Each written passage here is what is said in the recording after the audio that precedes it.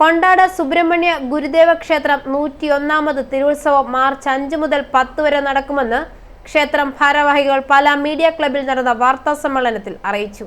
കൊണ്ടാട് ശ്രീ സുബ്രഹ്മണ്യ ഗുരുദേവ ക്ഷേത്രം പ്രതിഷ്ഠിതമായത് 1924 മാർച്ച് 28-നാണ്. വൈക്കം സത്യാഗ്രഹം ആരംഭിച്ച 1924 മാർച്ച് 30-ന് 2 ദിവസം മുമ്പായിരുന്നു പ്രതിഷ്ഠ.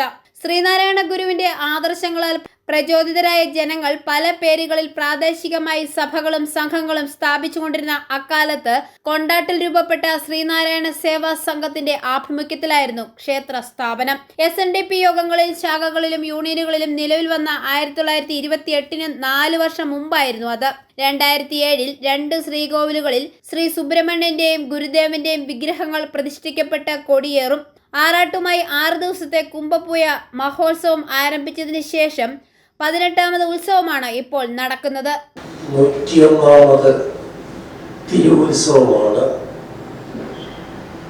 ഈ 5-ാം തീയതി കൊടിയേറി 10ാം തീയതി ആറാട്ടോടുകൂടി സമാപിക്കുന്നത്. ഈ ക്ഷേത്രം സ്ഥാപിതമായത് 1924 മാർച്ച് 28-നാണ്. ഇപ്പോൾ 101 വർഷമായി. ആ കൊല്ലം മാർച്ച് 30-നാണ് വൈക്കം സത്യാഗ്രഹം തുടങ്ങിയത്. അതിന് 2 ദിവസം മുമ്പാണ് ഈ ക്ഷേത്രത്തിൽ പ്രതിഷ്ഠ നടന്നത്.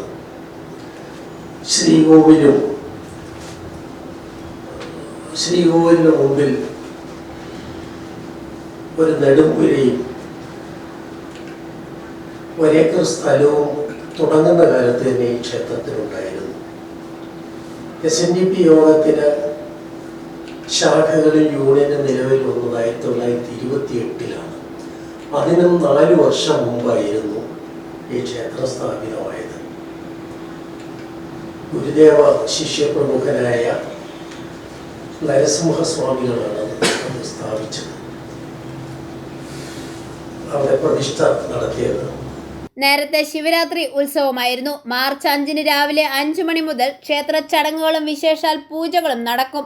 മാർച്ച് 5-ന് വൈകിട്ട് 7:30-നും 8-നും മധ്യേയാണ് കൊടിയേറ്റ്. കൊടിയേറ്റിന് മുമ്പ് 6 മണിക്ക് ക്ഷേത്രത്തിലെത്തുന്ന Sivagiri Sreenarayana Dharmasangham trust general secretary Srimad Shumbhakananda സ്വാമികൾക്ക് പൂർണ്ണകുംഭ സമർപ്പണത്തോടെ സ്വീകരണം നൽകുന്നു. കൊടിയേറ്റിന് ശേഷം സ്വാമികളുടെ അനുഗ്രഹ പ്രഭാഷണവും ഉണ്ടായിരിക്കും. ശാഖയുമായി ബന്ധപ്പെട്ട പ്രവർത്തനങ്ങളിൽ 50 വർഷം പിന്നിട്ട ഇപ്പോഴത്തെ ദേവസ്വം സെക്രട്ടറി PR രവി കണിക്കുന്നേലിനെ യോഗത്തിൽ അനുമോദിക്കും. മാർച്ച് 6 മുതൽ 10 വരെ ഓരോ ദിവസവും ക്ഷേത്രത്തിലെ ഭക്തിനിർഭരമായ ചടങ്ങുകൾക്കും വിശേഷാൽ പൂജകൾക്കും പുറമെ ദീപാരാധനയ്ക്ക് ശേഷം രാത്രി 10 മണി വരെ വിവിധ കലാപരിപാടികളും നടക്കും. ഗാനമേള, നൃത്തസന്ധ്യ, ഗ്രൂപ്പ് ഡാൻസ്, ഓട്ടംതുള്ളൽ, യോഗ ഡാൻസ്, കോൽക്കളി, തിരുവാതിരകളി, കൈകൊട്ടിക്കളി തുടങ്ങിയ കലാപരിപാടികൾ പ്രൊഫഷണൽ ഗ്രൂപ്പുകളുടെയും സന്നദ്ധ ഗ്രൂപ്പുകളുടെയുമായി നടക്കും. നാട്ടിൽ നിന്ന് തന്നെ 70ഓളം കലാകാരികൾ വിവിധ കലാപ്രകടനങ്ങൾക്കായി നാട്ടിൽ ഒരുങ്ങിക്കൊണ്ടിരിക്കുന്നുവെന്നതും ഉത്സവത്തിന്റെ സവിശേഷതയാണ്. 9-ാം തീയതി പള്ളിവേട്ട ദിവസം രാഹുൽ KG കോട്ടയം നയിക്കുന്ന മെഗാ ഗാനമേളയും 7 മണി മുതൽ 10 മണിക്ക് പള്ളിവേട്ട വിളക്ക്, 10-ാം തീയതി ആറാട്ട് ദിവസം ഉച്ചയ്ക്ക് മുമ്പ് കാവടി പൂജയും കാവടി ഘോഷയാത്രയും ക്ഷേത്രസന്നിധിയിൽ നടക്കും. വൈകുന്നേരം 5-നും 6-നും മധ്യേ തിരുവാറാട്ട്. 7 മണിക്ക് രാമപുരം ഗുരുമന്ദിരത്തിൽ നിന്നും ക്ഷേത്രത്തിലേക്ക് നടക്കുന്ന ആറാട്ട് ഘോഷയാത്രയിൽ താലപ്പൊലി, നാദസ്വരം, ചെണ്ടമേളം, പൂക്കാവടി, ശിങ്കാരിമേളം, ഗരുഡൻ പറവ തുടങ്ങിയ കലാരൂപങ്ങളും അണിനിരക്കും. 10 മണിക്ക് ആറാട്ട് എതിരേൽപ്പ്, വലിയ കാണിക്ക, 25 കലശാഭിഷേകം, മംഗളപൂജ.